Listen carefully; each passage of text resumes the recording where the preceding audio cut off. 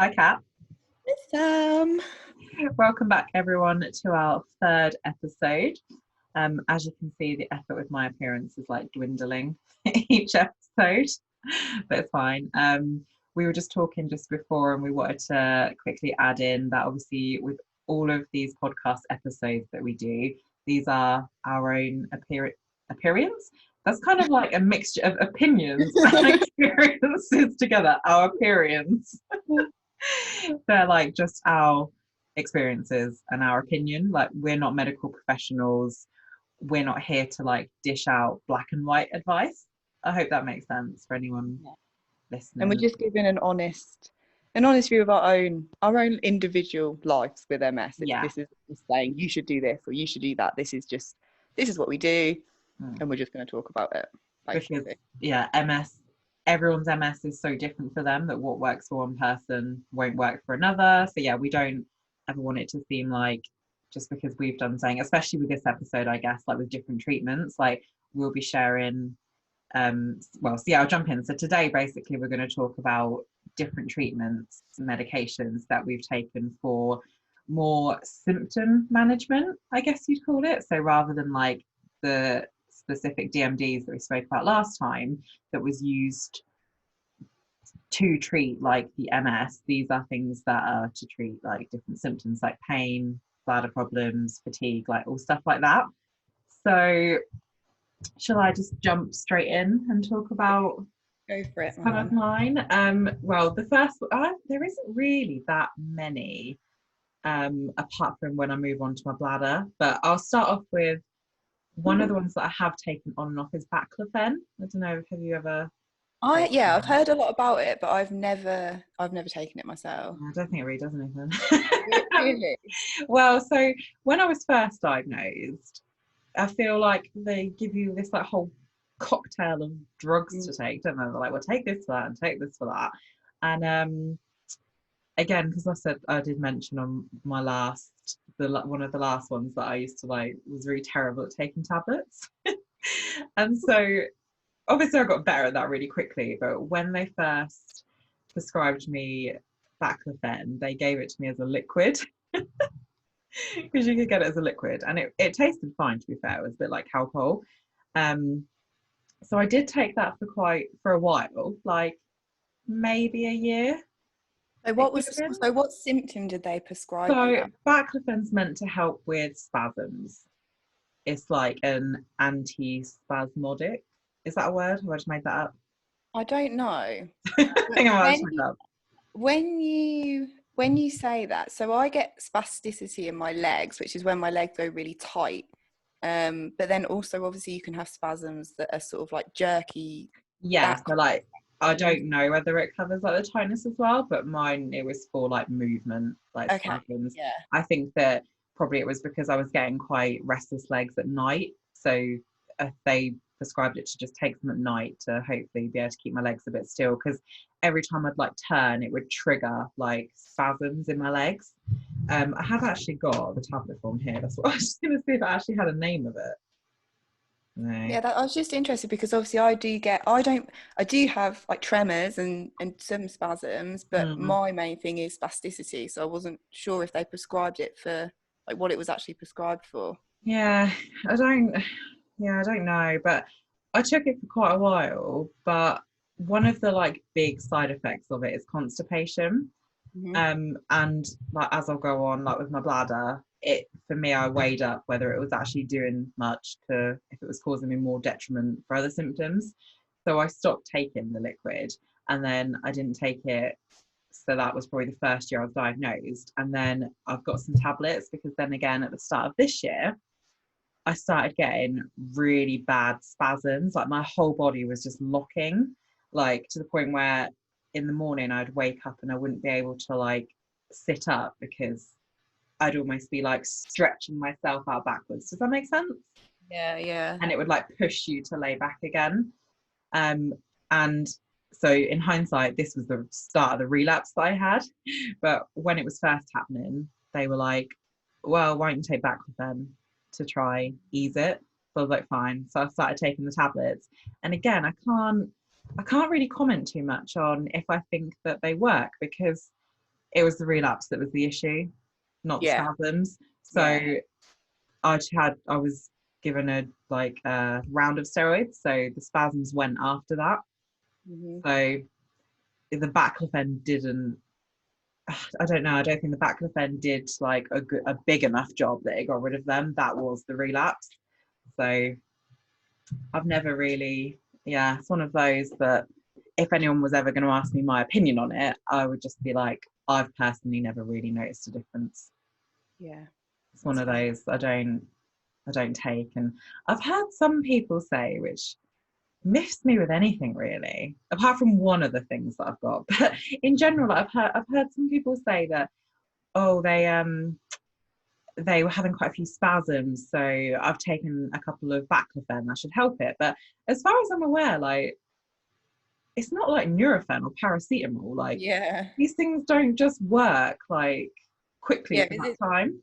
Yeah, is it something that you have to take consistently? Yeah, because one of the drugs that I'm going to talk about later, you have to take over a period of time for it to actually start to work or do anything. I'm taking my glasses off because I was getting very distracted by the glare back from the screen. Anyway, as far as I was aware, you had to like take it like a repeat of it for it to kick in and work. But I'm no expert on it, but it's one of those things I've tried and tested.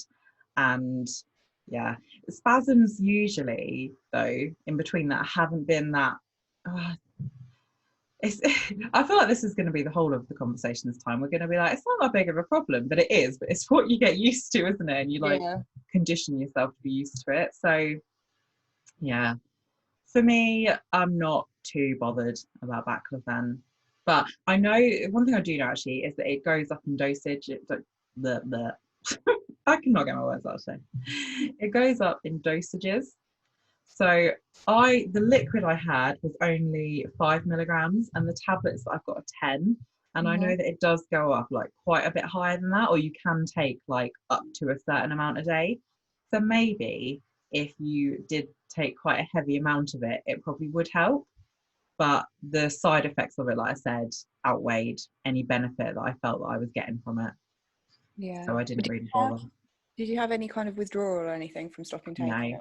Okay. I think it's such a low dosage that I was taking. Like when I originally was taking it on the liquid, I was taking 5 milligrams, and that was just at night, just once.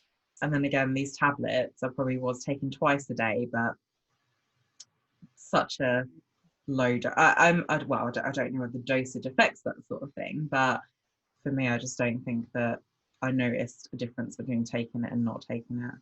Yeah. And so I don't see the point in taking it. Yeah, I'll just say quickly off the back of that, because obviously you just said about side effects. Like, I think they're the things you have to consider when you're taking a pharmaceutical drug. You know, is it actually helping the symptom it's supposed to be helping, and to what extent? What are the side effects? And have you been spoken to about possible withdrawal? Because I feel like that's something that they don't necessarily tell you. If you're going to be taking it long term, I think they're questions that you should ask if you're presented with a drug. Ask about possible withdrawal and side effects as well. Yeah. So yeah, what else have I taken? So I have a B12 injection that I have to have every 3 months. And again, I think, I'm not exactly sure, that there is quite a link between like being B12 deficient and MS. Am I right in thinking that? Do you think? I think so, but I couldn't give you a definite answer, so you can come back to me on that. There is a link. So as I'm sure I mentioned probably in the diagnosis video, like when I was in hospital, they said that I was B12 deficient as well. So ever since that hospital trip and being diagnosed, I've been having B12 injections every 3 months. And I've said it twice, I think, in the 5 years that I've had them. And both times I've been met with exactly the same answer. Each time they're like, in reviews, they're like, so how's your fatigue? Like, you're keeping up with your injections? And I'm like, yeah, but they're not doing anything. Like, I've always felt like, but I'm so exhausted all the time. Like, don't get me wrong, yeah, there's days where I'm a little less tired, but I'm tired all the time. And even like in the days after it, I'm still tired. But they pointed out to me that they were like, yeah, but trust us, you would be so much worse without it. So That's Do you how I look feel, at it. do you feel like that would be the case, like yourself? Yeah, probably, because especially like now, because I can't go to my GPs, so my GPs aren't doing the B12 injection because it's classified as like non-essential. Yeah. So I'm taking these tablets. It's like my drug room, like I've got them all laying around. Um, I'm gonna try to pronounce it. Cyanocobal cyanocobalamin. Cyanocobalamin. They're like the tablet equivalent, so they say, but essentially I feel like they're just a supplement, you know, like the B12 injection is a liquid and it's like apparently it's like its natural form, whatever that means, whereas obviously as a tablet, like I googled it and like read up on it, these are man-made, like synthetic kind of thing. So essentially like it's the same as if you went to Boots or anywhere and bought like a B12 supplement. Yeah, they probably work a little bit, but I haven't, I haven't really noticed the difference. But I do kind of feel like I've like plateaued. Like you said, like it's what you get used to, because I've probably not had my B12 injection for 6 months now. So it's the longest that I've not. And I have had a few spells where I've been like, it's hard to even explain. Like I've never experienced fatigue like it.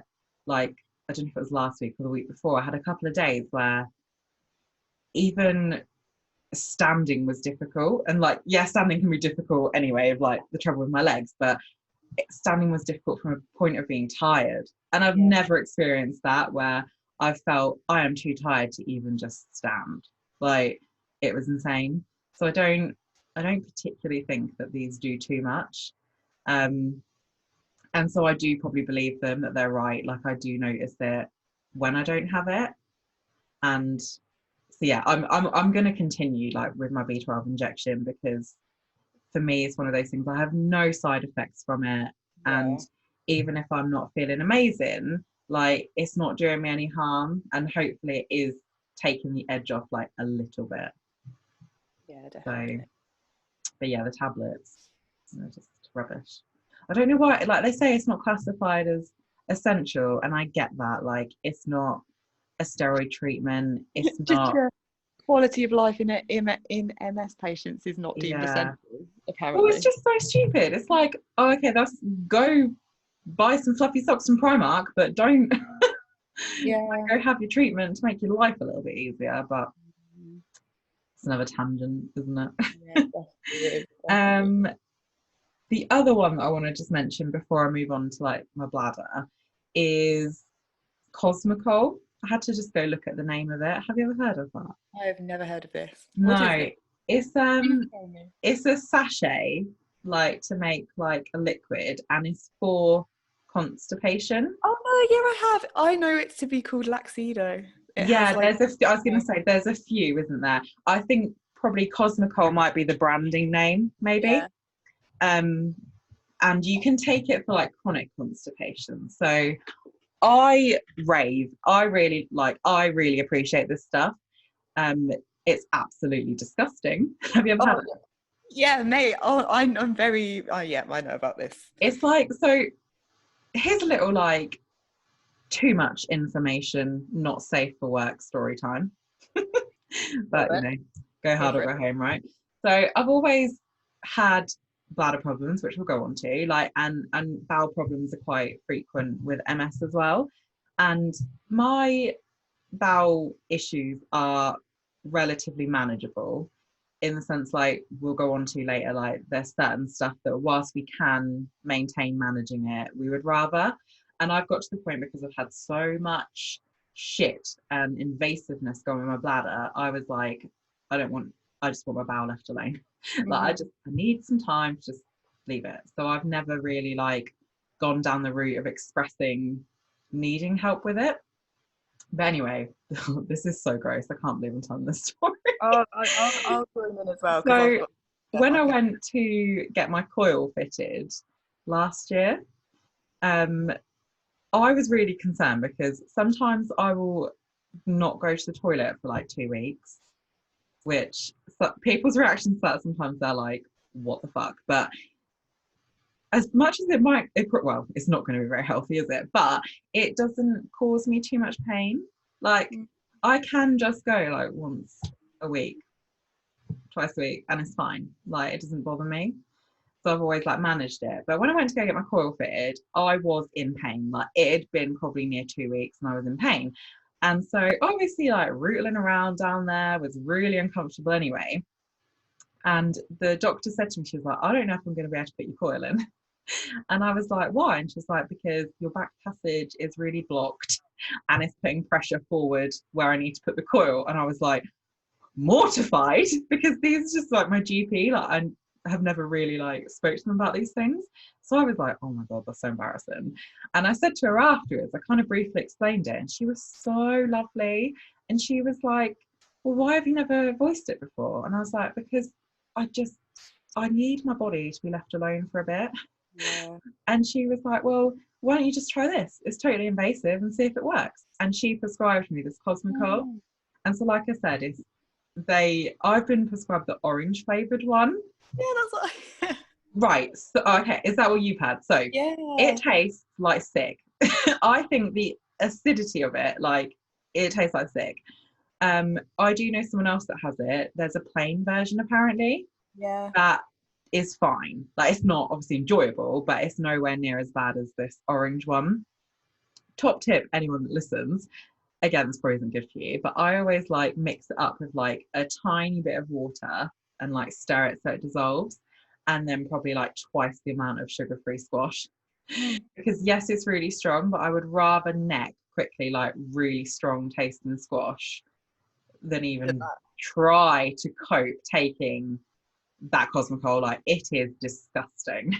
Yeah, it's not great, is it? But the thing I really like about it is that because it's for chronic constipation, you can take it as and when you need it.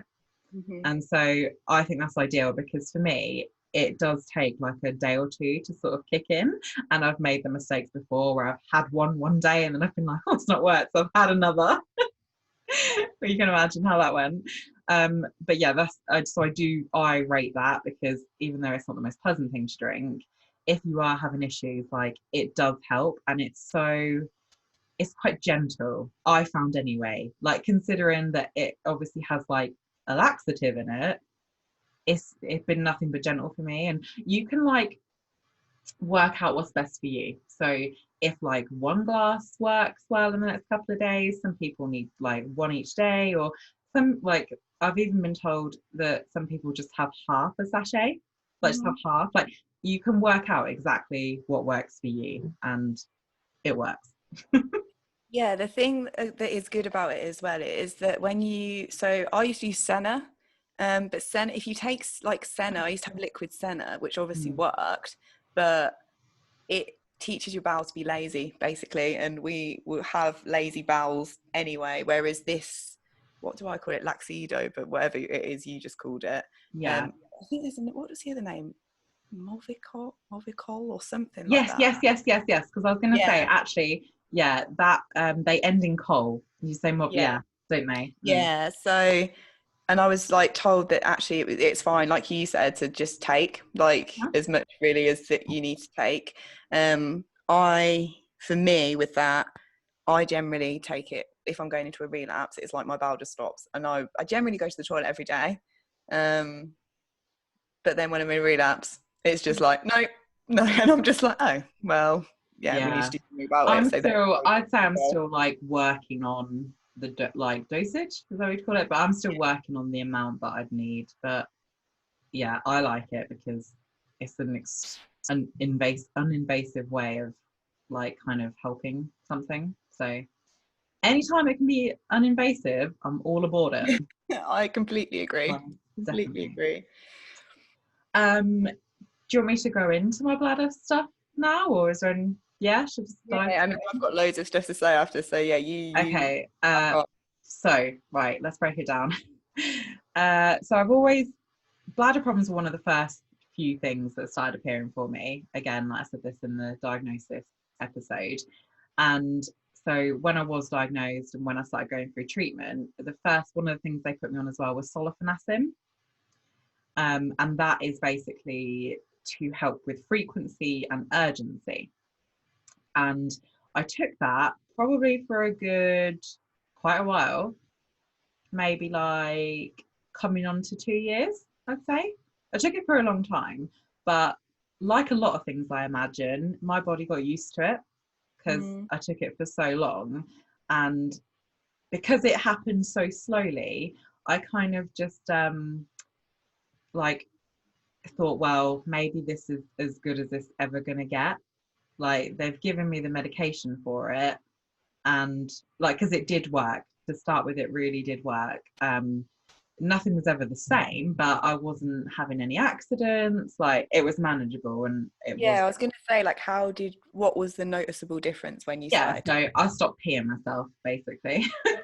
Yeah. And so yeah, it did work, and I didn't get as many like spasms. Like, my bladder would spasm and sort of tell my brain, you need to go to the toilet, you need to go to the toilet, and then I'd get to the toilet and I wouldn't be able to go, which isn't worth, like, what was I, like 25 at the time? It's just not worth taking the risk. Like, when your brain's telling you need the toilet, it's not really worth taking the risk thinking, I probably don't, you know, you just Yeah, I mean, won't definitely run don't to the do that toilet. because I did that and actually peed myself. Exactly. So yeah, so it did work for quite a long time, but my body must have gotten used to it. And then I remember saying in one of my neurologist appointments, actually, it wasn't with like an MS nurse, they said, oh, so how are you finding sulfasalazine?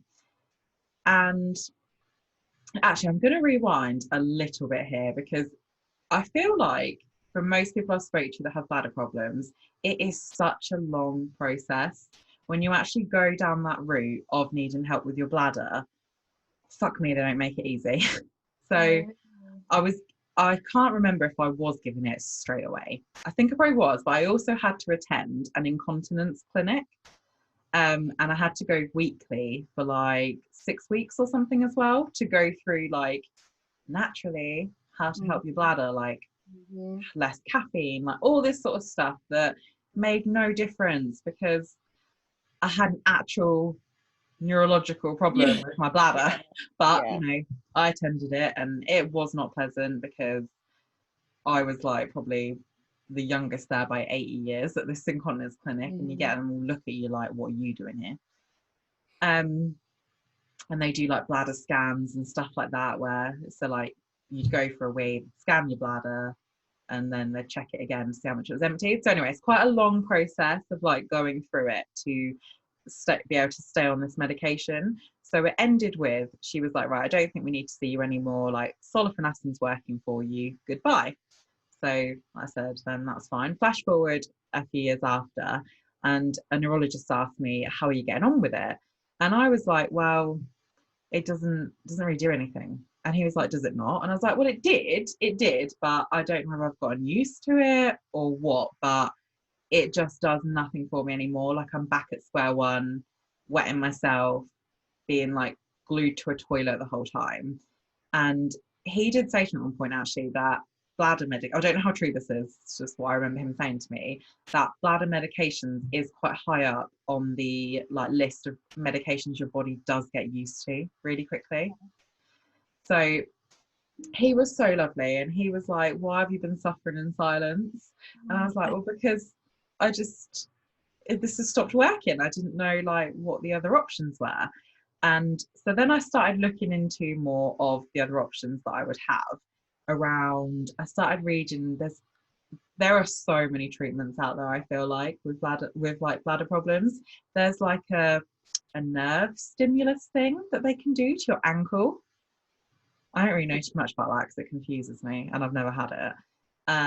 There's bladder Botox, there's self-catheterizing, there's suprapubic catheters. So anyway, the thing is though, that to be able to qualify, here we go with the qualifying again, for any of these treatments that actually make a difference, you have to have failed 3 medications tablet-wise.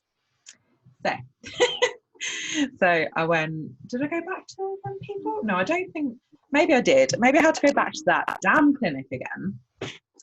And they were like, right, we'll put you on Toviaz. So Toviaz was the next one I took. And I took it for about a week, and that was it, because my God, it gave me the most painful bladder spasms ever. Like it I did not get along with that at all. It didn't help, and it just, my bladder was constantly in a spasm and like a sharp stabbing pain. So I stopped taking that, and then I moved over to oxybutin, which I know is quite a popular one. Yeah, I've heard of Um, that one, I think. yeah, and again, it just didn't do anything for me. Like, I can't remember if it might have taken the edge off, or probably not. It just didn't really do anything. I think my body had come so accustomed to medication like that, it wasn't having any of it. So so then I started. So I reckon probably when I had said to them like this oxybutin isn't doing anything, is when I started to look into other options that were out there for the bladder that are more invasive. Mm-hmm. And there was one point about 2 years ago that I outright convinced myself that I wanted a suprapubic catheter. So there where the catheter is through your pubic area directly into your bladder, as opposed to like an indwelling one that's through your actual urethra. And I was so convinced that I wanted one, because I just thought it's just going to give me my life back. Like, it'll be so much more manageable, it's fine. And I have a friend that has one, and so, and I like will help them with it. So I was like, I'm not going into this uneducated, like I know all about them, I know the risks, I've done so much research about it, proper built myself up to be like, this is what I want, I'm going to put my foot down, like spoke to my mum about it, spoke to Frank about it, like how he'd feel about it being there, because obviously at the end of the day, yes, it's my decision, but you're going to have a tube hanging out of your body down there, like, Yeah. probably worth speaking to your partner about how they'd feel about it. Anyway, and so I remember that I got this meeting with a urologist, and this was the first time, by the way, that I was allowed to get a referral to a urologist, because up until that point they were like, just go to this incontinence clinic. And I sat there and I was like, this is what I want. And he was like, no. He's like, you're too young. And I was like, and that was heartbreaking. He Yeah, was like, mate. you're too young. And I was like, how is that a fucking answer? Anyway, so the route that we ended up agreeing on was bladder Botox, which I've had 3 rounds of now. Yeah, I've had 3 rounds. I'll go into that in a minute. I thought this is the longest story ever. Sorry if it's really boring. No, It's just been a journey with my bladder, I tell you. So yeah, he was like, no, you're too young. Look, it wasn't, to be fair, now I look back on it, I actually understand where he came from and agree with him. But I think because I'd like built myself up so much that that's what I wanted, it was really hard to hear a no, because he was like, you're too young and there's too much other stuff that we could try before we get to that. Mm-hmm. So now I'm like, yeah, okay, that makes sense, because there's another girl that I follow on Instagram. I'll check with her that she doesn't mind me, and I'll link her below, because she does have a suprapubic catheter and she is so open and honest about it. So she is an MS, she has lupus, but if anyone is interested in like, seeing a real honest look about what it's like with one of them, then they should definitely give her a follow. So yeah, so I had bladder Botox, and I had the first lot, what year are we in now? So in March 2018. And again, there's a few things that you have to do before that. Like, I'm gonna try to speed up the story here, like a urodynamics test where they like fill you up with water, to make sure like that the Botox is actually what will help. And then I feel like so many different side stories keep coming. I'm just gonna quickly just say this. So I've never been too much of a crier, like publicly. I feel like any like real breakdowns that I have, or any real tears, come privately to myself. And I don't think particularly I've ever really cried to like any doctors or anything. So anyway, I went to this urodynamics test, and there was a urologist specialist there, this lady, and she had a student with her. And of course they were like, do you mind? And I was like, no, like that's fine. And we did the test, and it was kind of embarrassing, because at the time my legs were so weak. I think maybe I was coming out of a relapse, and you had to like like put your knees up and like spread your knees sort of thing. But I didn't have the strength to hold my knees at that. So this poor like student nurse had to like hold my like naked leg to keep me in place. But anyway, they were all so nice about it. Oh, that's good. Then we sat down at the end for her to, because it's one of those things that you get like instant results for. And I can't particularly remember what she said, but the urologist said something along the lines of like, you didn't, I can't remember what she said. I think she said something like, you didn't ask for MS. You know, she said something that was so unbelievably kind that it just hit a trigger, and I just sobbed. Like I just completely and utterly broke down so much. This poor student nurse was like trying to hand me tissues. And I was like hyperventilating, like I just couldn't breathe because like, I don't know, yeah. I just, she was just so lovely about it. So anyway, blah, blah, let's just skip ahead. So I've had 3 rounds of Botox now. The first time I had it, I wasn't given any pain relief. So to explain bladder Botox, it's not, they go through your urethra to do it. Like they go up there and stab at your actual bladder with needles. And I didn't have any pain relief. But I did go private for the first one because the waiting list was so long, and we were due to go to New York like a month or 2 afterwards. And I was like, no, I need this done before we go away. So I paid privately, and they were really lovely. And I had the nicest nurse that was just like stroking the top of my head. And I was just laying there thinking, I'm going to die. This is what death is like. Like, no, I've never experienced pain like that. Like categorically, lumbar puncture, everything, that was at the top of it. It was awful. So anyone listening that is due to have it, put your foot down and ask for general, like some form of anesthetic. Yeah, I was going to say, what did they give you the other times? So the thing with bladder Botox is everyone's different, and it's the same for like any Botox, I guess, like that people have in their face. You don't know how long it's going to last before it wears off. So it's kind of one of those things that they like keep reviewing. Mine have lasted quite well. You do have to learn to self-catheterize before they will give you bladder Botox, because there is the chance that you're going to retention. Some people get along really well with self-catheterizing. I'm not really going to talk about it because I don't want to scare anyone. Like, because I do feel like it is mind over matter there. Like you need to go into self-catheterizing with the mentality that you can do it and it will be okay. Because if not, it's impossible. So yeah, we'll leave that there. So the second time I had it, I was due to have it, I think it was November 2018. Yeah, November 2018. So quite, you know, it was only about, I had it April earlier that year. And I said to the male, I'll add, neurologist, I was like, urologist, I was like, I need some sort of pain relief. And he was like, why? I was like, because it fucking hurt. And he was like, did it though? Oh, wow. Like, yes, it hurt. And he was like, and I was like, I was so scarred from it that I was like, I want general, general's where you're completely knocked out, isn't it?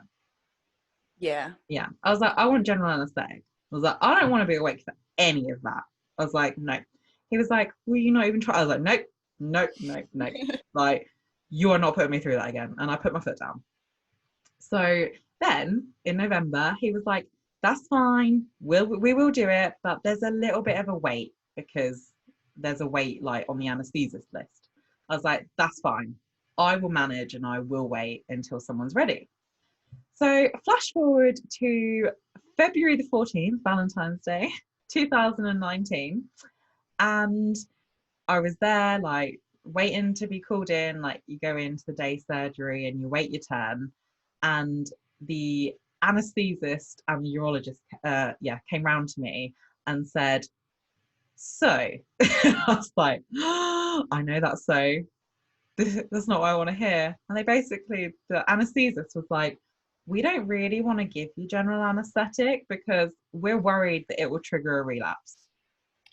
Oh my God. Oh my Now, God.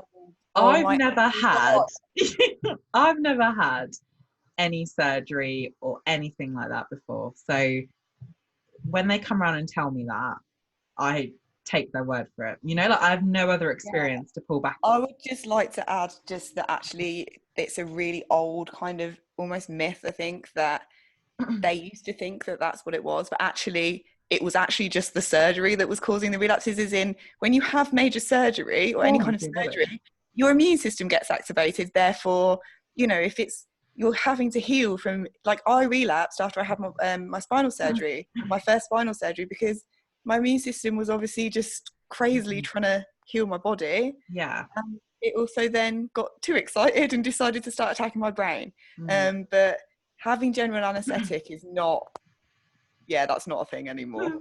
Just Yeah, in case but any medical professional tries to tell you, you can argue that and say, actually, no, you're wrong. yeah, Yeah, but carry because on. I just had no idea, so I was like, okay. And also I was scared shitless because I've never had it before, and I Mm. got really freaked out. It just really freaked me out, to be honest. So when they came around and said this, like like anesthesist was saying it, and my urologist is quite, well, as I said again, he was a male.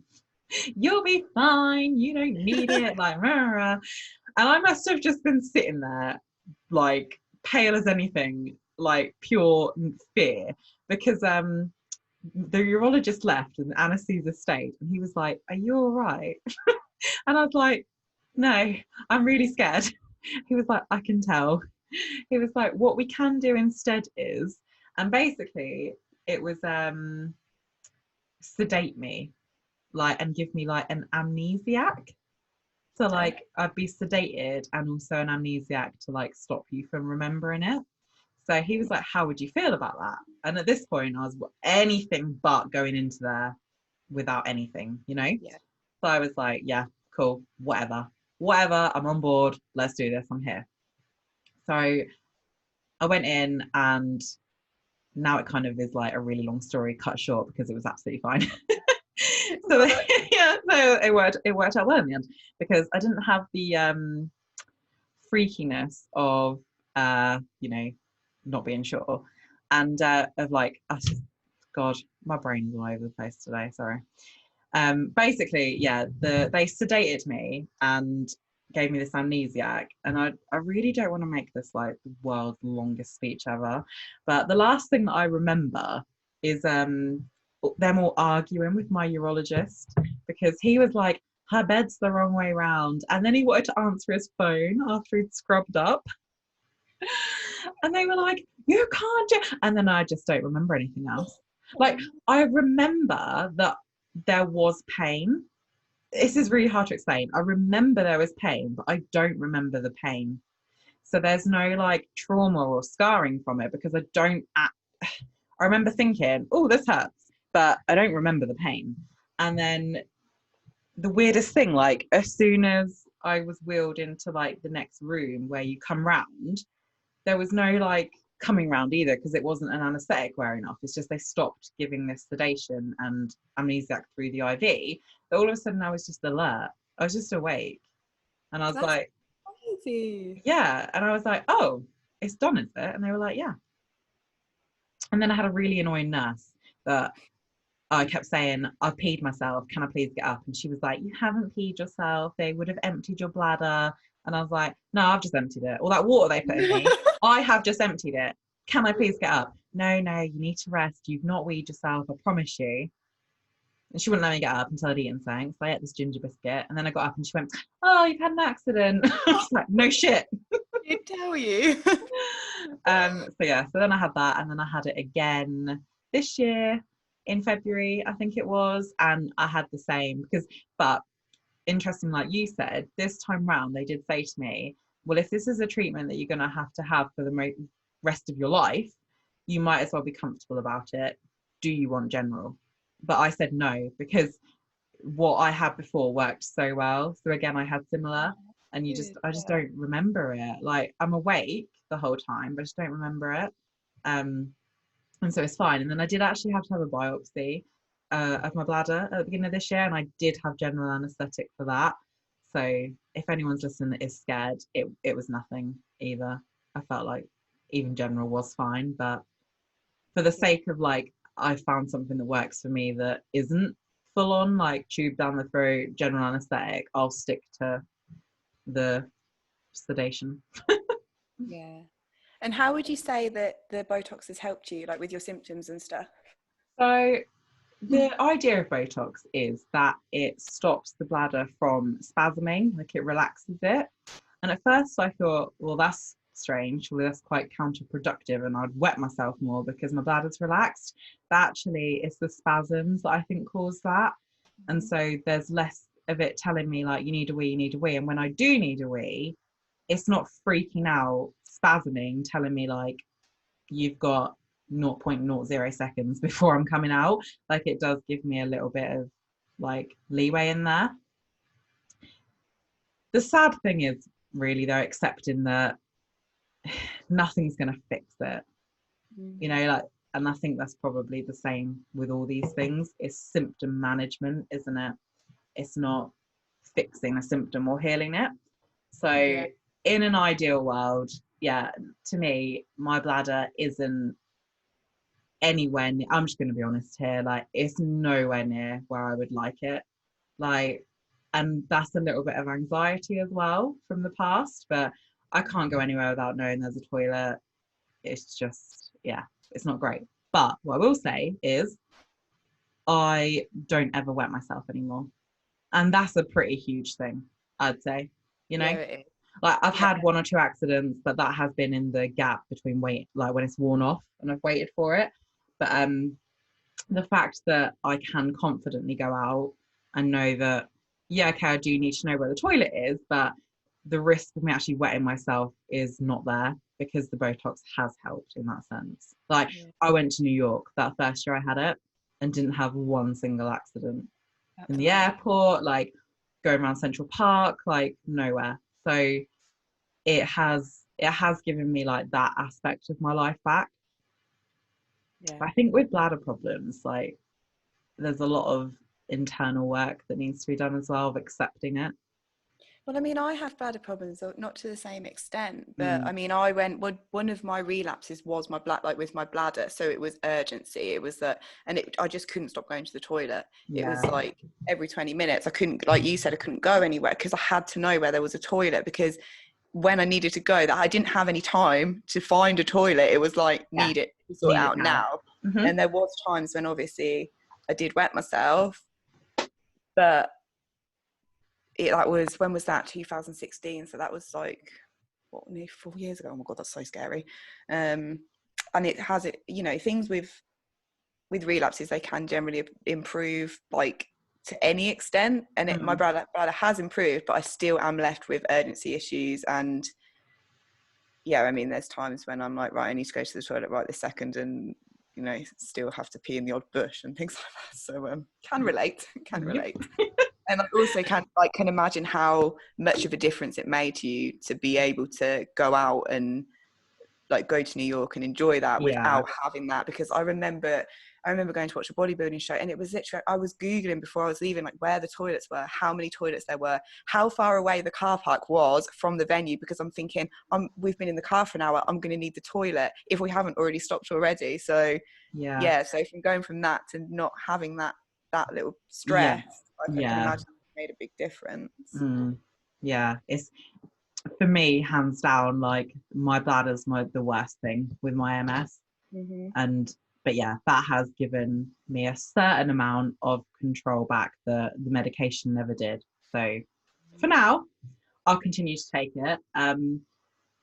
It's one of those things that eventually I will start looking at what other options and stuff there are, because it's still, like I said, far from perfect, like good, but it works. That's probably where I'll leave it. And yeah, anyone listening though, like sulfasalazine did work for me as well. It's not like none of the medications worked. It did work. It's just that my body got used to it. I feel like I've just literally spoken for an hour. No, mate. I've gone on for so long. Thank you for sharing. yeah. They're the only other things that I've taken aside from my DMDs. And yeah, B12 and the bladder broach. Well, yeah, to be fair, all of them are kind of ongoing apart from the baclofen, because I said didn't really notice anything for that. So Yeah. yes, that's my additional drug cocktail. Well, On to yours. okay, well, we'll start with, this is a drug that has helped me for years, on and off. It's diazepam, which is Valium. I've been using this on and off for about 10 years for my anxiety. I'm doing air quotes if you're not watching. When actually I think it has been helping my MS symptoms the whole time. What is Diaz? What is it? I don't. It's a benzo. How do you say it? Benzodiazepine. It's like a family of drugs, and it's a muscle relaxant, and it is usually prescribed for muscle relaxing or anxiety. It's I think it has quite a short half-life, but it's fairly instant. If you take it, it kicks in. The things that I found with it, why I take it. So I actually took some this morning. I don't take it every day. But I find that it helps. One of my symptoms is it's like anxiety, but it's not anxiety. So it'll be like kind of like this sort of like low-key kind of panic feeling, and I get a bit like breathless, and it's that sort of, I think it's like a feedback loop. I think it then makes me anxious. So I used to always take it for that, and it just took it away, and it improves my quality of life massively. Like it'll be that, I don't think I'd be able to do this podcast if I hadn't have taken it this morning. And the reason I took it this morning, because this is something that I found that it has helped more recently, because obviously, my symptoms are worse now since my relapses, like more recent relapses. The spasticity in my legs, old anxiety leg, but now it's both of my legs. The diazepam really helps that. So this morning I was walking down the stairs, and like my right leg literally just felt so tight and stiff and uncomfortable, and I was like, here we go, like not in the mood for you today, please, hun. But I took 6 milligrams of diazepam, and I feel very, I said to you before we came on here, didn't I, that I feel really MSy today, which is like a blanket term for just all my symptoms are a bit kind of there. I'm just not feeling as good as I felt yesterday or last week, for example. So yeah, I would say I think it just calms down your central nervous system, and it just helps me function. It takes away the uncomfortable pain in my legs, and I can stay calm and get on with my day. They're very reluctant to prescribe it. I have been straight up told no enough times. Their argument is obviously it has potential for abuse, because it feels nice when you take it, especially when you take big doses of it. You feel really fucking nice. So I can see why people do take it recreationally. But I don't like to take drugs. I would rather take nothing at all. But I know that it works for me. I know that I don't have any side effects from it. I have never ever had withdrawal from it. That's not me saying that you don't, but I don't think the doses that I've ever taken have been high enough to get me addicted to it, and I haven't taken it consistently enough to get addicted to it, because I take it as and when thing. But they are very reluctant to prescribe it. But I mean, my argument is, they say, oh, we don't want to get you addicted to it. Well, okay, but I've got MS for the rest of my life, so I'd rather be fucking comfortable living my life, even if that means that I have to take a drug that I'm addicted to for the rest of my life.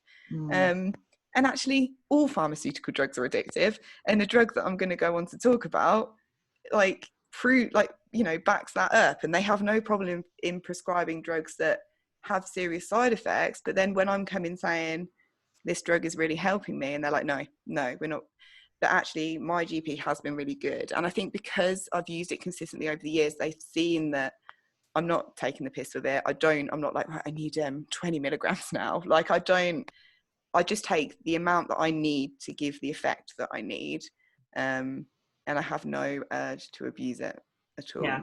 So That is something that I helps me a lot. I do rely on it sometimes to sort of get me through, but it's quality of life, I think. Especially in MS patients, it's like, yeah, like you were saying about your bladder, it's like these things aren't just going to go away, so we just have to manage them as best we can. And if that means that I have to take a benzo, I will take a benzo, because I want to be able to get on with my life, which is simple as. And that brings me on to the next drug, which I wasn't actually prescribed for my MS. I was prescribed it for my back pain. Obviously I had chronic sciatica from a herniated disc, and they put me on pregabalin. Initially they put me on 150 milligrams of pregabalin. Then when I was hospitalized with my back, when it got worse, the doctor doubled that dose to 300 milligrams of pregabalin. No one told me about any side effects. No one told me about any withdrawal. I was in that much pain, screaming the place down, that I would have literally taken anything to make that pain go away.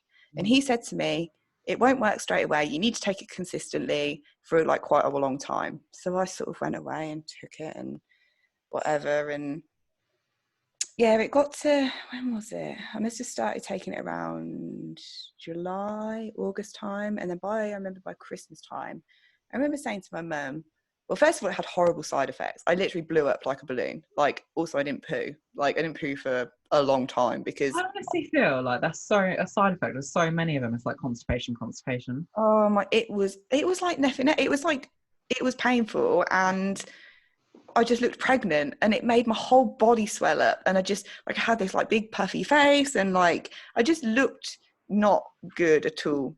And then I remember saying to Mum about it, and I was like, I feel like it's making it, I'm having intrusive thoughts. Like, one of the side effects, it can be like suicidal thoughts.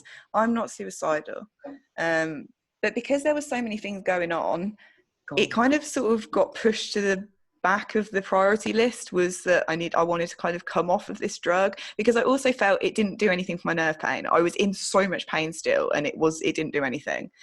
So anyway, fast forward, because this is a long story, but basically tried to come off the drug, had the most severe withdrawal to the point that I was literally on the floor shaking, like thinking I was going to vomit everywhere. My heart rate was at like 120, like it was bad. And I didn't even realise, because what I'd done was, I thought, well, I'll just wean myself off of it. I'll just cut my morning dose in half. So all I did was take 75 rather than 150. In the evening, I took the same, my normal dose, which is what they actually recommend to do. But I didn't know this. I just thought, because no one had told me. I didn't know. So I just thought... I find that so gross that there's stuff out there that you have to wean yourself off of. It's meant to help you. Like, when you think of like weaning yourself off of something, you think about like meth addicts, like heroin, not like a drug that's meant to help.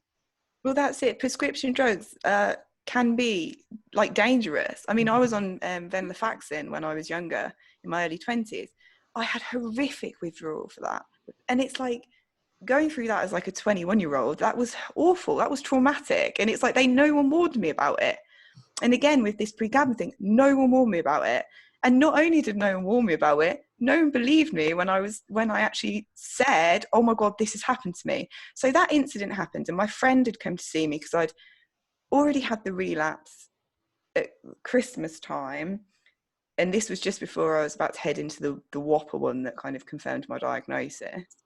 But she'd come over, and I remember saying to her, you're going to have to go home, because my vision's so bad. I feel like I'm going to be sick. My heart rate. So I just, when you just feel so poorly, you can't even talk to anyone. I was just like, oh my God. And then I kind of put two and two together and was like, shit, I think this is because I haven't taken my meds. So I took I sort of took the 150 and then took an extra 75 that I hadn't taken in the morning. And then it did kind of level out the next day, and I didn't feel as bad. And I was like, shit, this stuff's really strong. And then I started to research and read about it. And what I was reading of other people's experiences, I was like, fuck. Because everyone was saying, you will not be able to get off this drug. It is, you are going to have the worst experience of your life. And I was like, oh great, this is going to be fun. And it was saying about reducing the dose slowly, which makes sense because obviously I'd had such an awful reaction to it. so I went to my doctors and I was like, look, I need you to reduce my dose, but by a smaller amount, so I can wean myself off on a smaller amount rather than just. So he did. And then the first night that I tried to come off of it, that was the night of the relapse I speak about in the other podcast, in that I woke up with my jaw clamped together and literally hallucinating, and the most rapid heart rate I've ever. It's like anxiety. Like, it's a drug they prescribe for anxiety, which I find hilarious because it's like it gives you the worst anxiety. Like, I just kept thinking I was going to die. Anyway, so when I was in hospital, so I was going through my MS stuff and the relapse and blah blah blah. So again, I just carried on taking. It was like I had to take it every day, and every day I was putting these tablets in my body, knowing I'm literally poisoning myself, but I can't not take them, else I'm going to make myself really ill. So eventually it was like, I don't know, in the weeks after me being in hospital, because I'd put myself into withdrawal already, my body thought it was in withdrawal all the time now. So it would get to around like 6 o'clock in the evening, and my body would be pretty much in withdrawal. I'd be getting all of the symptoms. I don't want to go there mentally and like relive it because it was so traumatic, but it was horrendous. And it was like I was going to, I spoke to my GP. I'd actually spoken to the MS team about it as well, because it is a drug they prescribe quite a lot for people with multiple sclerosis, for nerve pain. And all I was told was, there's nothing we can do. Like, what? There's nothing. It's not even a thing. Like, you just kind of calm down and chill out. And I was literally like, I want to kill myself. It was like my brain was telling me to fucking kill myself. And I'm not suicidal. I cannot say that enough. And in the end, my mum was just like, I'm sending you to a rehab centre because we need to get you off this drug, because the getting off of it just seemed impossible. So yeah, the most surreal time in my life was going to Scotland. I've never been to Scotland before. Going to a castle and being enrolled in an actual rehab facility, a medical rehab facility, to get me off of this drug that I was put on for my back and my nerve pain. And I never ever took over the prescribed dose. It was just hell. And they pulled me off of it over the course of 3 days. They cross-tapered me with loads of diazepam. I think I was on like 20 milligrams of diazepam at one point, and I was like off my tits. But it made the withdrawal slightly easier. But the thing is, I actually relapsed. I think the stress of it triggered another relapse. I was in this fucking castle with no lifts. Yeah, and I obviously looked fine as well. So no one, all the other people there just didn't really give a shit, because it was just like, get on with it, Kat. Like, why are you having same story as it's been my whole life? Why are you having special attention, basically? And it was like, because I fucking got MS. But anyway, so I had that relapse and actually had to come home 2 weeks early from this rehab facility, which was an experience. So many stories to tell, but and the withdrawal from that drug lasted for about over 6 months. Not to the intensity that it was, but I mean, I've got my diary here of some of the things that happened in that rehab facility, and it was like I was getting sleep paralysis. I've just never ever experienced anything like it. Coming off of that drug was just hell. I know that it helps some people with MS, and I see a lot of people talking about it in the MS groups. But if anyone, my personal opinion on that drug is, do not fucking touch it with a barge pole, because I don't even know what it did to me. I can't even put into words. I mean, I can in this diary if anyone wants some excerpts from this.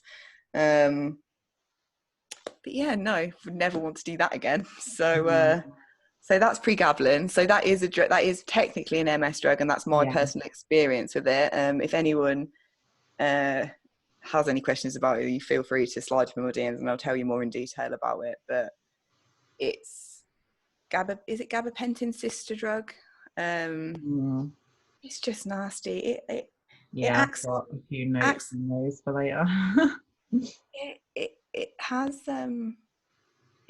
it's a drug for epilepsy, so it obviously has some kind of neurological interaction. And I'm pretty sure it stops new synapses in the brain being formed or something along those lines.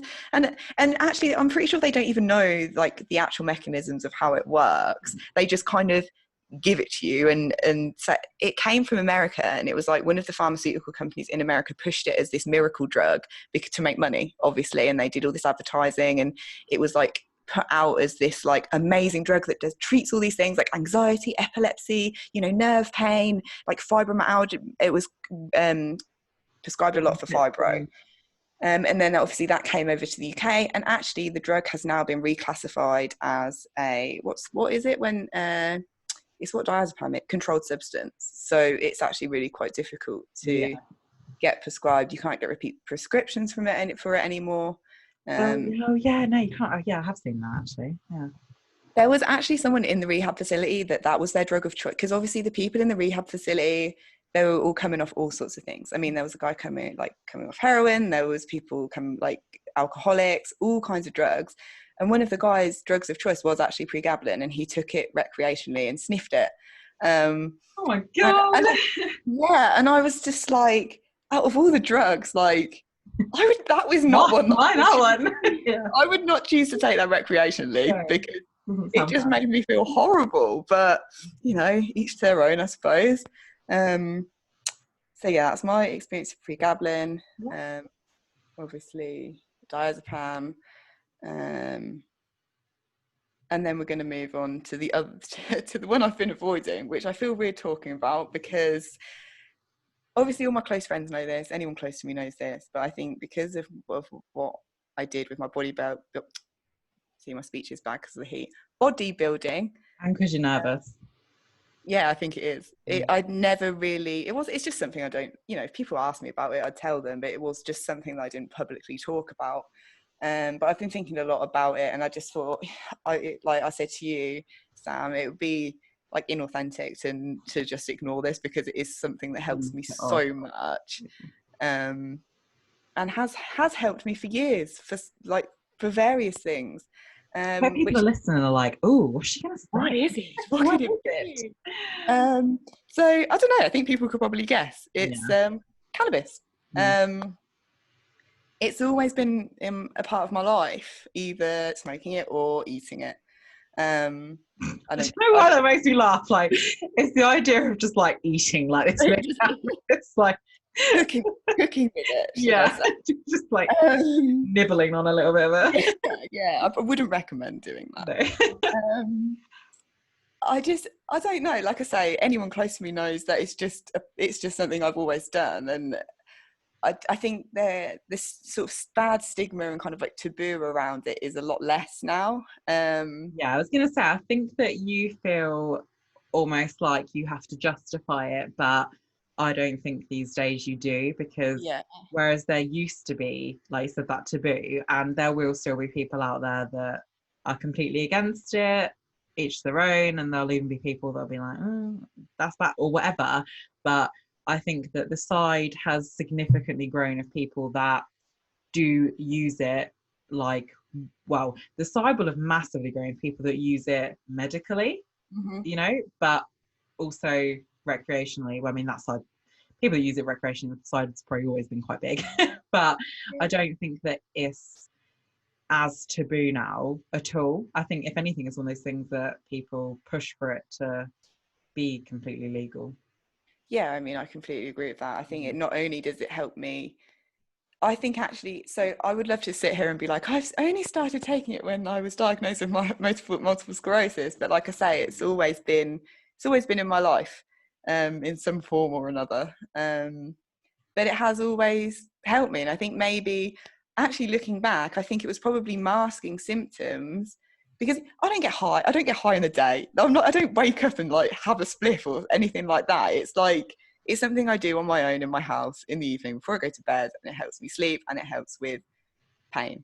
And I was saying to Sam, like, again, before this, I sort of came back into my body last night when I was it was quite late at night, and actually like let myself be aware of all the different pain and altered sensation, all the different weird things that were going on in my body. And I did think to myself, I thought, this has been going on for so long, but actually cannabis has almost mastered it. It was like, it helps.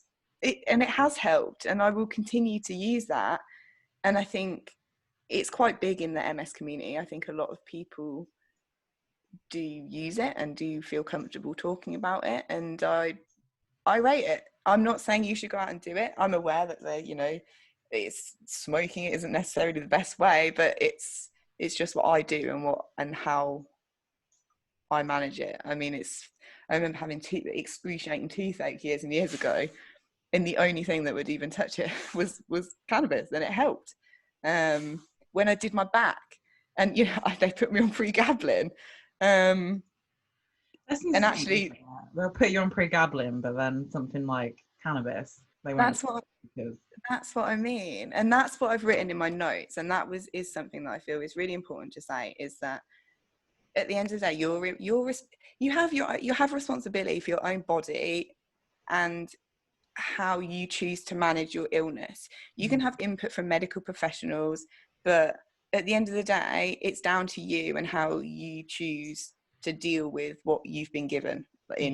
I mean, never really had a bad experience with it. Like, I mean, there's a few times, but like I say, it's doing things responsibly as well. Like I said to Sam, I was looking at some of the research and data last night, and they were like, what does it say? And cannabis has been shown to impair cognition. And it's like, well, yeah, of course it's going to do that, but don't smoke a spliff in the morning and go and try and get on with your day. And like saying that about alcohol, isn't it?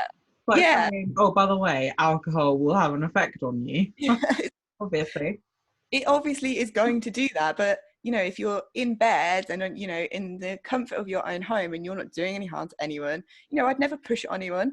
I wouldn't ever be like, you should do this. It's just, this is what I do, and I will continue to do it and not feel bad about it because it helps me.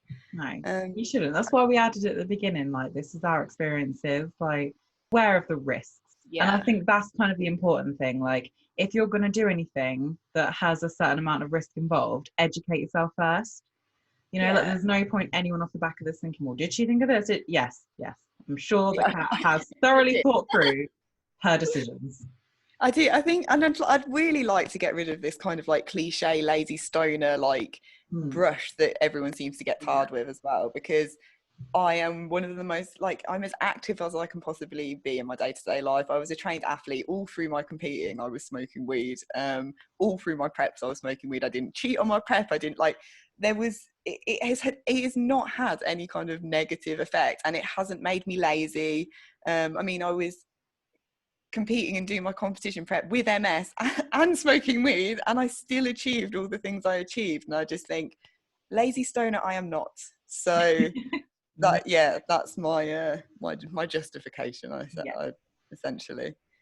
I'm just looking at my notes again. They're like it's like spider time. Is there anything else that you'd say that you have taken medication wise, or like any alternative sort of therapy, I guess? I'm trying to think. I mean, one thing I do have is sports massage, which I mean, I don't think that does it. It's just nice, and it just loosens, like, I do get a lot of spasticity like in my back and in my legs, and actually just having someone touch my legs and just loosen everything off. Yeah, I'm missing Nikki, my sports massage therapist, so much. I love a good foot rub. Yeah, and it's not even like necessarily medical or anything like that. It just makes you feel nice, and actually looking after yourself it's like self-care. Like, it, it's just like having a bath, or like, actually, although I don't know, I wrote it down somewhere. Maybe it was further down into like dealing with things, but like one of my things around like how I deal with certain things, like, I love a massage as well. And again, I wouldn't say that it's like, oh, having a massage helps my MS.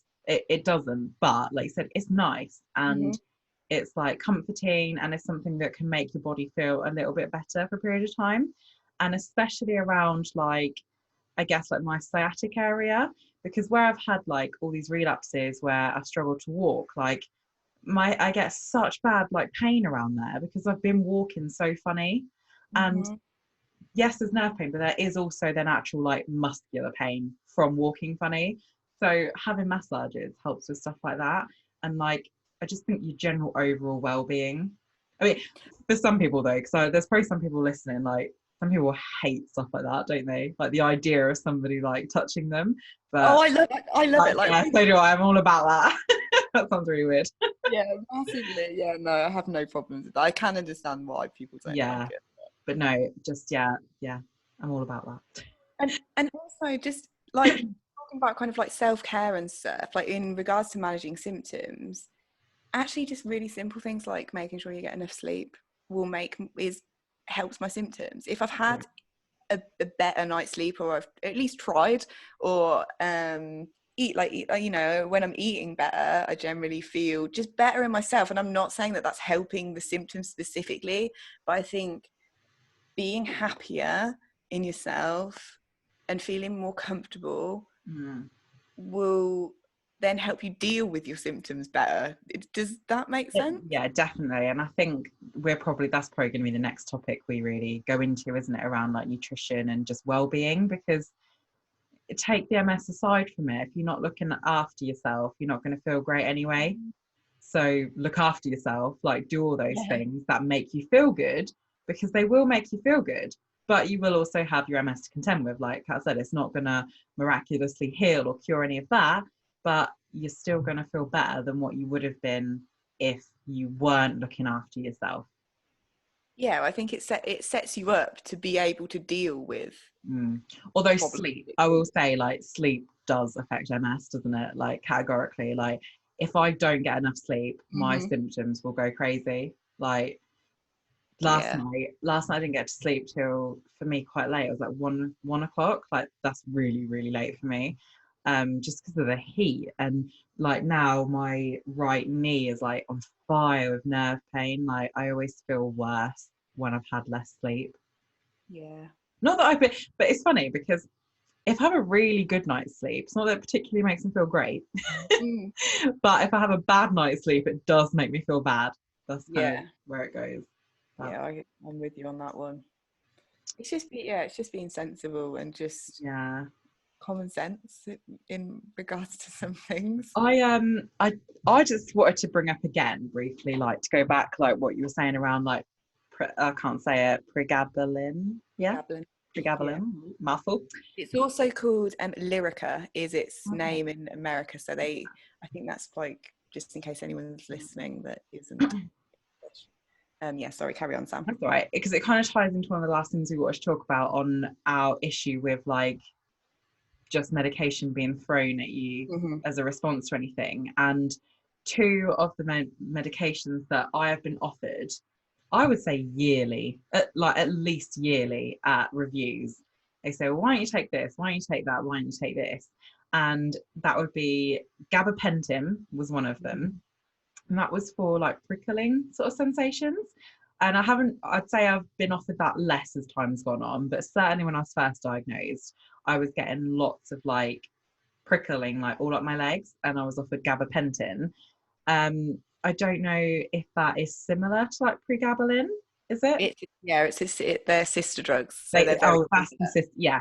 So, Yeah. and again, I chose not to take it, and I'll explain that in a minute. But the one that now, for the last like solid 3 years, I'd say, nearly every other review, if they ask, and I've got to the point now where I've stopped bringing up my nerve pain, because I know that all they're going to say is take this drug, and it's amitriptyline.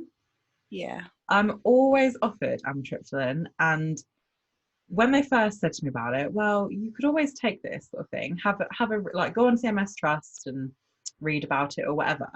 And I read about it, and it sounds like hell. Well, it's weird you say that, because I have a friend that rates it highly, and I've heard really good things about it. I do know it. The thing is, it's like, I think we've had this conversation before, that for me, it's like, I know that when I start taking a drug to manage a symptom, the chances are that I will be taking that or doing that thing for the rest of my life, because MS is forever. So it's like, if I'm suddenly loading up on all these strong pharmaceutical drugs at this point, it leaves me with nowhere to go really, other than to up my dose as I get older. And I'm not saying that like I don't like the nerve pain I get sometimes is fucking unbearable. Like it literally, sometimes it feels like I've got actual like it felt like someone iron or something on a me. fucking kettle down my fucking face. It was like my face was on fire. And it's like I feel like a lot of people, and I can understand why, would go to the doctor and be like, fucking give me something to make this stop. But I'm also aware that our condition is neurological, and it's actually quite difficult to manage those symptoms. So for me, it's kind of like a weighing up. It's like, at the moment, is this bearable for me? Yes. So I will bear it as much as I can. I think I don't know about you, Sam, but I have a very high pain threshold. I'm very good at disassociating from pain, from everything I've been through, which I sometimes think that I'm always like, oh, I'm such a wuss when it comes to pain because I acknowledge it. But I think actually it's because I acknowledge it, like I'm aware it's happening. But realistically, yeah, my pain threshold must be so high to tolerate like the pain that we do. 1,000,000%. But it's like, it's weird. Like people say like, I don't know how you do it or whatever, but like we just get on with it, don't we? And we just manage it, and because we have to, we don't have a choice. But we're on the same page there, because that's exactly how I feel. Like we've said it before, MS is progressive and you don't know what the future is going to look like. And whilst there's a symptom that is manageable, to whatever extent that is, even if it's difficult, but it's still manageable, that's how I'd like to keep it. So same with my nerve pain, same with my bowel. Like I mean, I know, yes, technically there's that medication for it, but in general, I'd like to self-manage what I can for as long as I can. Because what if you do start taking, like I took sulfonacin and it lost its effect? Like, what if you start taking something so early and it loses its effect? And amitriptyline, I've started to add though, I have heard too many stories exactly the same as your pregabalin one. Oh no, really? Yeah, and so I've always been put off it because I know too many people, I've heard too many stories that have gone crazy from it. Well, that's fair enough. And like, I think you're good to Not, educate yourself on it. Like you were not saying, it won't be that case one day that gets to it that I need it, but right now. I think everyone has their own individual tolerance to drugs as well. Like pharmaceutical drugs seem to not really like me. I have quite a high, like obviously I got like addicted to that venlafaxine, which is an antidepressant. Again, I never took over the prescribed dose. It took me 6 months in my early 20s to come off of it. It was horrific. But like you said, Sam, like I remember going to an MS, like an appointment, and this MS nurse saying, this was the hospital before I got referred to Coventry. I love Coventry, but this nurse at the time was like, right, so what are your symptoms? And I was like, I made a joke and was like, well, where do I start, kind of thing. She was like, well, what's your worst one? And bear in mind, I was really quite newly diagnosed at this point, and I was like, it's quite traumatic, like having to even talk about it. And I was like, how do you pick? Like, which one? I mean, they're all shit. Like, so anyway, I suppose my leg not working or whatever. And she was like, right, so for that you can do like physio and stretches. Or, you know, I'm thinking, okay, well, you're talking to someone who does health and fitness for their job, but whatever, okay.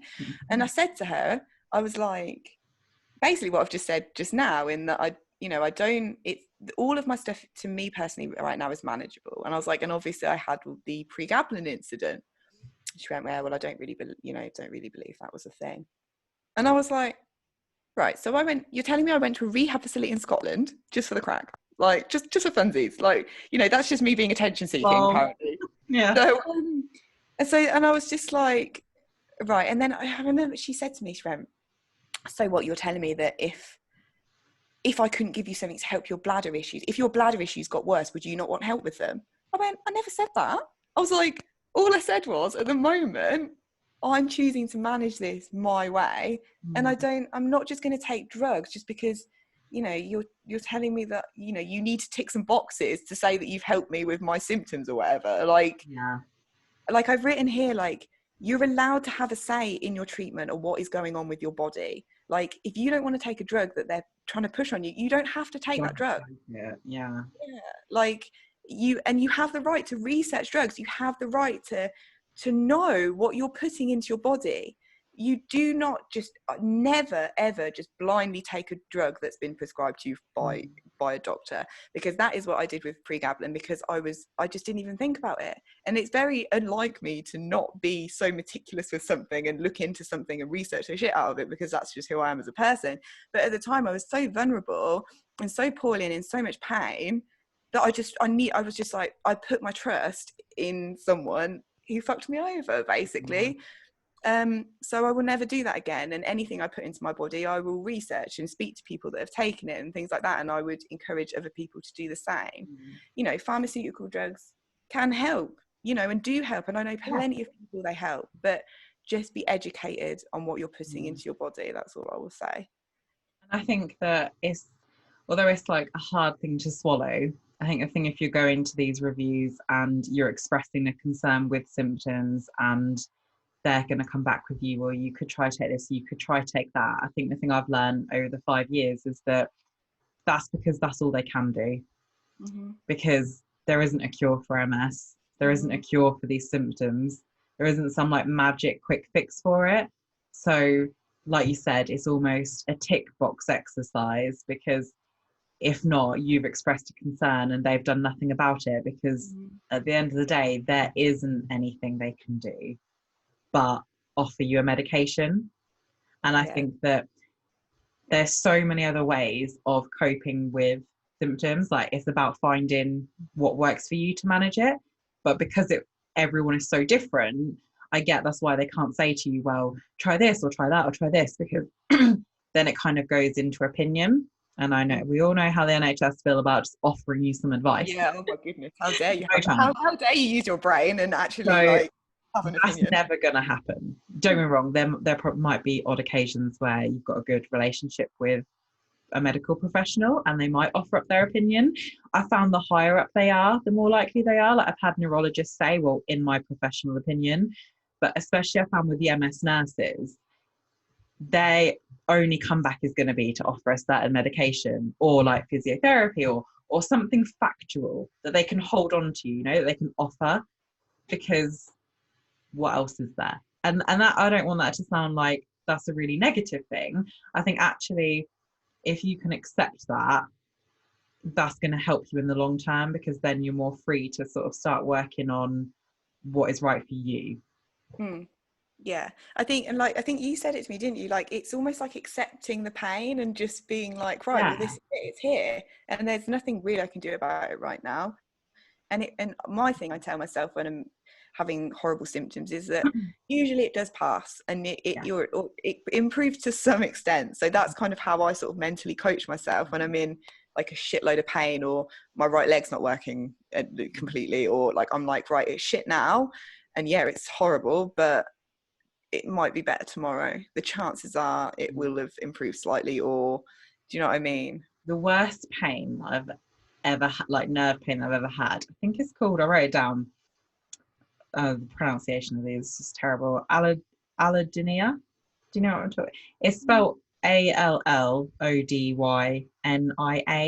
but you'll know what I mean. It's like the pain of touch. So like, God, if you're like touched like and it hurts, or like your clothes rubbing on you. After I had Lemtrada last year, I got a severe case of that for about 2 weeks, where I couldn't wear like any like leggings, like anything as soft as it was on my legs was absolute agony. It was almost like being like cut with like blades or like paper cuts. Like, it was so painful. I slept in the spare room for a long time, because I was so scared that in the night, if Frank accidentally rolled over or moved the duvet on me, that brushing on my skin. I know it, and it's horrible. Pain that makes your teeth hurt. Like, it was unbearable.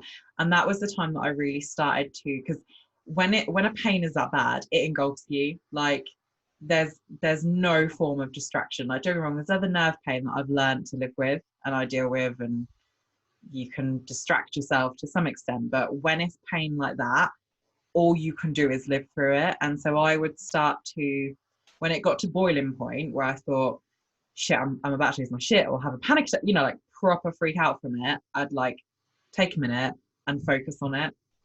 And as not pleasant as it is, like almost focusing on it and really feeling that pain for what it was. And then you're like, okay, well, it's here. It's not worsening, it's just here. And it won't always be here. And it's not killing me. So like I can get through it. And I think that's how I try to work through pain to that extent. I just hope to God that doesn't repeat. Like that, that for me was hell. Like that was so bad. I can Remember, like imagine. accidentally, I'd like forget and like kind of like brush across. It was only my legs that had it mainly, across my thigh, and it'd be like, like searing pain, which is a bit different from nerve pain because the nerve pain is almost like it doesn't. It feels like a bit more internal, like it's like internally. There's like boiling water in my leg as opposed to on it. There's so many different types of nerve pain, like because it's all just obviously it's altered sensation as well. So sometimes it will feel like I remember one time, like when I was in a relapse, I hugged my dad and my bare neck touched his skin and it felt like he had literally slapped me so hard, like the sting, and I was literally like, oh my God, what the fuck is this? And then sometimes it would be like stabbing nerve pain, sometimes it, like I said, it will feel like I'm on fire. The most recent thing is my new favorite my body's decided to do is that it feels like imagine that feeling of sitting really close to an open fire, but my whole body like being right up close to the fire and not being able to escape it, that warmth, and but then it's like a numbness as well. So I held a bag of ice like on my body and I couldn't even feel it. I was like, how, it's like I'm numb but on fire at the same time. It was like, this makes no sense. So you said that to me the other day, didn't you? Yeah. I don't think we spoke about it, but do you know that triggered such a thing with me that I thought, oh my God, because everyone like explains stuff differently, because essentially like, I mean, you never know, like the nerve pain that we're all getting could be exactly the same, but it's how our brain like entails it. But anyway, when you said that to me, I was like, do you remember I said about with taking Tecfidera, the flushing, and that it would feel like sunburn and that would happen? And I said, the weird thing is that some days I still feel like that happens, even though I don't take Tecfidera. When you said that, I was like, oh my God, that's what it is. It feels like I am like stood right in front of a fire and that warmth is just pressing on my body. That is exactly what I meant. I was like, yes. So weird, isn't it? But it's like I say, it was like, how can I be numb and have that at the same time? But yeah, that is a way of symptom management, is holding just a bag of ice on your naked body and it like not doing anything. I also do have a that cooling mat thing that my mum gave. I need to get one of them. I just put it on my legs. It does warm up quite quickly because it's just kept in the fridge, but for a bit of instant relief. Does it get wet? It's like, no, melt? No, it's just good. Like I literally had like 3 ice pack things on me yesterday. Obviously they just all melted and I was like soaked. I've got like it's like a little bag thing that I put ice in, and then it's got a lid, and sometimes I just put that, like I'll move it so it'll be like here, and then I'll like move it down to here. But it's like maybe I need to get a few of them to like scatter across my body as I'm like lying down. But yeah, that does help as well. But yeah, so hopefully that's been some help for people, especially I guess if like you're newly diagnosed and you've got probably a lot of this to come, like different medications and stuff being thrown at you. And even if you've been diagnosed for ages, it shows that we're all going through it. Like, you know, anything that works for you works for you. And we all manage it differently. Like, you know, even between me and you, Sam, we both manage our shit completely like differently, but it's what works for us. And over time you develop strategies to look after yourself. And I don't know, don't ever feel bad about anything you're doing that genuinely helps you and isn't causing harm to anyone else. Like, just because it's not in a medical journal and you feel like it helps you, keep doing it. Like, if it's not putting your health at serious risk, keep doing it. Yeah, because even like I said, if it's not putting your health at serious risk, even if it's a placebo effect, helping you is helping you, you know. Yeah, definitely. definitely. Let me just, yeah. That's Don't like believe all the nutrition crap that the MLMs will say will help you. yeah. But I'm not going to go into that. That's next week's episode. Yeah. I've actually this is what I wrote last night. I put like, your body is precious, and like, yeah, like clinically trained like physicians are amazing and excellent at their jobs, but also we live in our bodies and we know what's best for us, and making decisions, and like I said earlier, having a say in what you're doing to your own body. You have that right. It is your fucking body. So yeah, don't ever be pushed around or pushed into it, or even taking a drug that you don't necessarily want to take. Like, don't feel pressure to do that if you're not happy with the potential side effects. Or you have the right to ask questions, basically, and yeah, educate yourselves. Use Google, even though they encourage you to not do that. Please do use Google. yeah, look into it, and then you can make your own educated decision about what the risk is, what you want to take. Like for me, like, you know, you said people have had amitriptyline and been fine on it. I researched it, and then it was my decision that I didn't want to take it. Yeah, and the same with pregabalin. I know lots of people that are fine on pregabalin and are like, this is amazing, it's really helped my pain. Whereas for me, I'm like, it is the devil, and I wouldn't touch it if you paid me £1 million. So individual, but yeah, your body's your own responsibility, and you have to take responsibility to a point with symptom control and things like that. Because sadly, like Sam said, multiple sclerosis isn't fucking going anywhere. So yeah, here to stay. Have you got anything else that you wanted to add? I don't think so. Like I said, I'm just trying to read my spider scrawl. It's too much talk of spiders today, I tell you. Oh, I know. I'm sorry. Just before we recorded, we were talking about spiders, and I'm like, they'll be able to hear you and they'll come out. The fear is real. Oh no, I don't. I think that's it. Pretty much everything, to be perfectly honest. Yeah. But obviously, if anyone has any questions or any discussion, or want us to sort of expand on anything we've talked about in more our DMs. Yeah, I mean, I would love to do a whole episode on cannabis, to be honest, because I mean, there's so much sort of like data and all my nerdy things that I can like pull up. But it could be like cooking with Katt, and you could have us some recipes. Cooking cannabis with Katt. That would make a great series. But like, yeah, if anyone has any questions about anything we've chatted about, or any of the drugs we've talked about, like, feel free to message either me or myself or Sam. So yeah, I'll put it all like in the description, like where to find our socials and stuff like that. Yeah, awesome. All right then, bye everyone. Yeah, thanks everyone, and see you next week.